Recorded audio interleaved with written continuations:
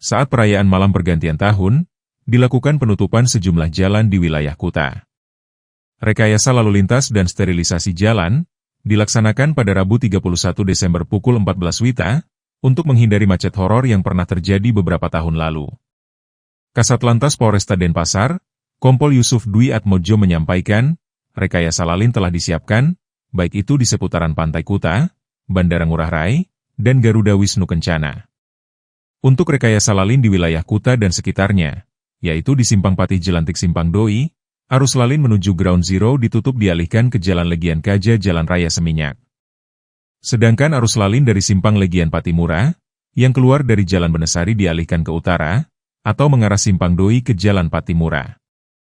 Dari Simpang Mataram Patimura, arus lalin menuju Jalan Legian ditutup, dialihkan ke Jalan Majapahit dan Jalan Mataram. Kendaraan dari Simpang TL Kuta menuju Kuta ditutup, dialihkan ke Jalan Setiabudi. Sementara untuk di Simpang Bemo Corner, arus lalin menuju Pantai Kuta ditutup, dialihkan ke Jalan Raya Kuta. Masyarakat atau pengunjung diimbau parkir di sentral parkir, selanjutnya jalan kaki menuju Pantai Kuta. Selanjutnya untuk di Simpang Pasar Seni, arus lalin dari arah Jalan Kartika Plaza menuju Pantai Kuta ditutup, dialihkan ke Jalan Tegalwangi. Kendaraan dari Simpang Patih Jelantik Dewi Sri menuju Legian ditutup, dialihkan ke utara menuju Jalan Dewi Sri, dan ke timur Jalan Raya Kuta.